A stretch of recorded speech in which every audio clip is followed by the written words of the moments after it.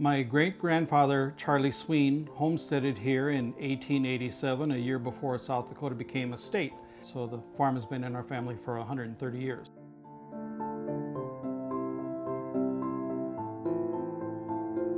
Near the town of Volga sits a picturesque farmstead where the Nelson family roots run deep. Jerry Nelson and his wife live here. These days they raise a few Jersey cattle and maintain the family homestead. Well, my dad had a diversified farm when I was growing up. You know, we had pigs, chickens, cows, and a dairy. And when I was a little kid, all I wanted to do was be a farmer like my dad. And so I've been a dairy farmer most of my life. Farm life took an unexpected turn on a fateful day in 1988. Jerry's life was nearly cut short when a terrible farm accident left him clinging for life. While doing farm work, Jerry went to unclog a manure pump. As soon as I got down there, I began to feel really weird, and I thought, it's the gas. I've heard about some sort of gas that's in those manure pits. And so I began to climb out, and I nearly made it to the top when everything suddenly faded to black, like at the end of an old movie. I had encountered hydrogen sulfide gas, which is one of the most toxic substances known to man. Well, my parents found me sometime later floating face up in the manure, and of course they had to make that phone call that no parent would want to make. You had to call 911. My wife Julie and I had made a plan to meet at Brookings for the Folk Arts Festival, and I didn't show up, and she thought that I had chosen to work that day instead of spending time with her and our two boys. And she was pulling out of a parking lot when a car almost hit her, and the guy that almost hit her rolled down his window, and it was one of the first responders, and his first words to Julie were, "Get to the hospital, Jerry's still breathing." And that's how she was introduced to this whole thing.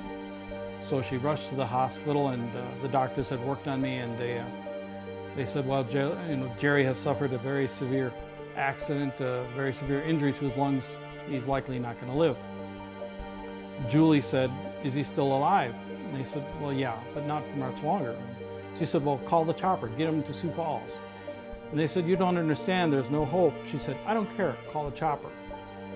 In the coming weeks, Jerry clung to life, on a respirator and given a very slim chance of survival. He was moved from the Sioux Falls Hospital to the Mayo Clinic. Julie stood by his side every step of the way. He slowly regained consciousness, his lungs slowly began to heal, his memory returned, and after 5 weeks in the hospital, mostly in intensive care, Jerry was able to walk out unassisted. With a new appreciation for the world around him, Jerry's life on the dairy farm went back to normal. Then, after a few years, an unusually wet spring and summer put a halt to field work, and Jerry discovered a new talent which would ultimately change his life. So I wrote a spoof letter to Mel Closter, our county extension agent, asking if he didn't know of some cheap and effective herbicides that could control the cattails in my corn. And while he was at it, maybe he could help me get rid of the ducks and the power boats out there. They were probably being hard on the corn too.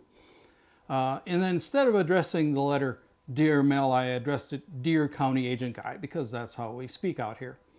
Mel read the letter, and he said that he really enjoyed it and encouraged me to get it published somewhere. And my reaction was, "You've got to be kidding. I have zero experience as a journalist. I barely graduated from high school." But I took his advice. I took the letter to Chris Schumacher, who is the publisher of the Volga Tribune, and Chris said, "Yeah, I'll publish this. Do you have any more ideas?" And I said, "I don't know, maybe one or two." And he said, "Well, keep them coming."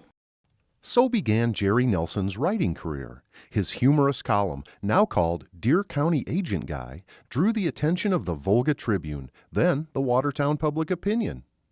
One day after I started writing, I got an idea for a piece that was really good. I felt that this was kind of special, and I thought, I wonder if I could sell this to a farm magazine. So I typed it up and I mailed it off, and lo and behold, Successful Farming accepted it for publication.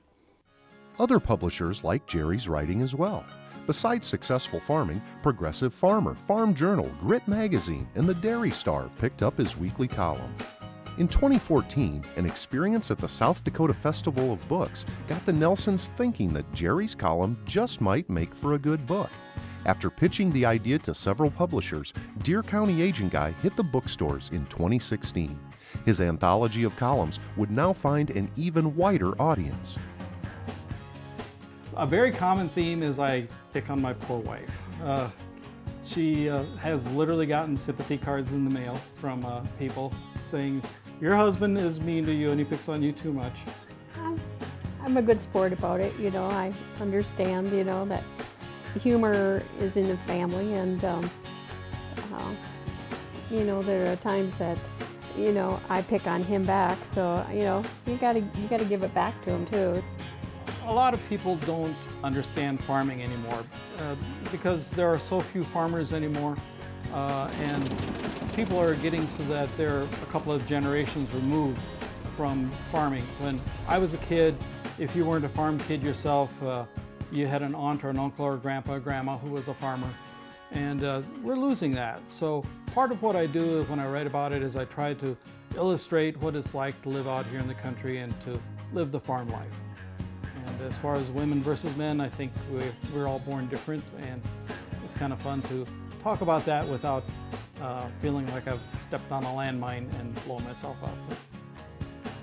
We had a nice big wedding and everything like that, and in the end of the evening, it's like 2 or 3 in the morning, and we're going back to change clothes to go on our honeymoon. And we're driving down the driveway, and I can see a reflection down there, and I'm not really sure what that is. Well, that's the eyes of the cows, and yeah, they broke out. They knew that it was time to break out, and it was raining. And he said, well, you just go down by the gate here and hold the gate after I fix the fence, and just use your wedding dress to whip it up like this, you know, and kind of help shoo the cows back in. And I looked at him and I said, you gotta be kidding me. And I went in the house, and he, you know, it's kind of been that way ever since. There are some more somber pieces because there are some topics that you cannot treat lightly. You know, for instance, my Uncle Wilmer, who just lived a mile away, passed away suddenly one day, and it was a shock to the family. So I wrote a piece about his passing, and that was eventually accepted by Progressive Farmer and published in the pages of that magazine, and that is in my book now too. I think it's good to have a balance. I think people appreciate good writing no matter what form it's in. If it's something funny or if it's something serious, I think people appreciate reading a well-turned phrase or seeing things from a point of view that they had never considered before. Jerry continues to find inspiration in the world around him, a lifelong journey still galvanized by the farm accident that nearly took his life so many years ago. Ever since then, I've always had the feeling that every day that I've spent above ground has been a bonus. It's been a freebie. And so when this idea came to me of doing this newspaper column, I thought, well, why not? You know, I should be dead anyway. Let's have some fun. Let's enjoy this. And so I began the newspaper column, and that led to where we are today with a book and my beautiful wife here, who is responsible for me being alive.